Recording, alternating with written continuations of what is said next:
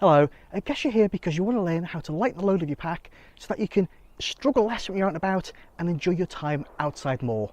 Well, in this video, what we're going to do is show you 5 simple changes you can make to reduce the weight of your pack by up to 15 pounds. So this video is supplemental to the one I did about saving weight on the Big 4, and before we get into the specific changes, let's look at some basic principles. The first principle is to focus on the heavy items first, because that's where most of the savings can be found.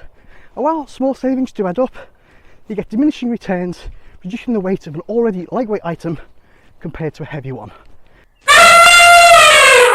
Okay, straight away, let's address the elephant in the room.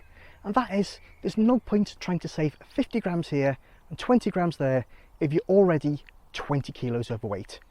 Now, the good news is, given some time, you can actually reduce the weight that you need to carry when you're out and about, so you struggle less. Given a week, you can easily lose a pound or so, and given a year, you can lose that full 20 kilos. Now, I actually did this a couple of years ago. I lost 17 kilos and I got down to my ideal weight. And although I've put a lot back on with lockdown and some family issues that are going on right now, it does make a huge difference and it can be done. So what I would say is, rather than spend a couple of £100 on saving maybe 500 grams on a sleeping bag or a tent, you might be better off spending £5 down at Slimming World and losing weight that way. Another principle is to avoid having lots of backups and duplicates in your kit, just in case. That is, unless your life depends on it. For example, I won't carry a spare stove, but I will carry a couple of different means of signalling, just in case my phone breaks and I need to get help in an emergency. Another principle is after every trip, go through your rucksack and work out what you used and what you didn't use. And then discounting any emergency items, you can slowly get rid of the things that you're carrying by discarding those items that you're not using on every trip. So with no more further ado, let's get into the 5 specific changes you can make.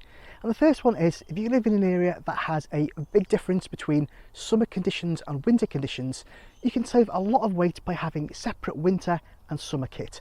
For example, if I swap out this heavy winter sleeping bag for a more lightweight summer version, I can easily save 1.1 kilos right there, which is a really easy saving to make. And that doesn't include all the other things I might save, for example on winter sleeping pads and insulation layers as well. The second change we can make to reduce our pack weight is to source water locally. Because water is really heavy, it weighs 1 kilograms per litre, and in the UK we're advised to carry a minimum of 2 litres on a day hike and a minimum of 3 litres if we're camping. Now, if you're taking your dogs as well, that's also going to add up, because I know my dogs combined need an extra 2.5 litres between them. So this quickly becomes, unscalable over a multi-day trip, so we need to find a different way to manage it. Now, in the UK, quite often you're going to pass through pubs and villages, so you can actually source water that way, but with a bit of preparation and some kit, you can actually source wild water as well. Now, I've got 2 items of kit I would use to do that. One of them is this water to go filter bottle. I've been using this now for a couple of years, and it's a great tool because I can just dip this into a puddle or fill up from maybe either an allotment site or something like that, and then just drink straight from the bottle. So it's a really good tool. I've also recently purchased this, which is the Survivor filter, and this will filter down to 0.05 microns. So this will remove, bacteria, viruses, and even kind of chemicals and heavy metals as well.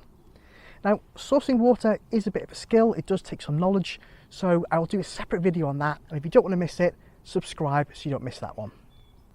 The third change you can make is to think about your food supply.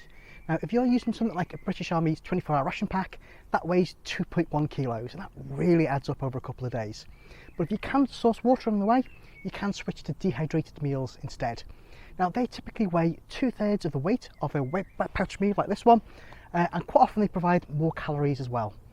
Now, saving about 180 grams per meal over a weekend, you can easily save over another kilo that way. We are good though. The fourth change is not to take lots of spare clothing.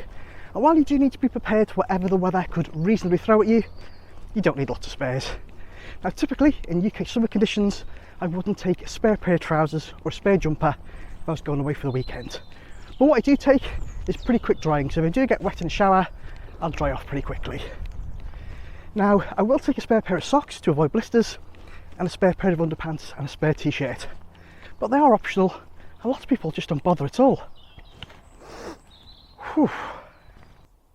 And the final change you can make is to go with friends, because if you go with friends, you can designate kit as either individual kit or group kit, then you can share the group kit that you only need one of. For example, it's always a good idea to have a small individual first aid kit like this, but you only really need one larger, more comprehensive first aid kit within a group, provided you're not going into a high risk environment. Now, the same can be true for sort of stoves, for shelters and other bits and bobs, and you can easily save 1 kilo by sharing kit that you only need one of. So if you add all of that up, it comes to about 7 kilos or 15 pounds you can easily save in your pack by what are 5 very simple changes. Now, if you don't want to miss that video on sourcing water in the wild, think about subscribing, and I'll see you next time.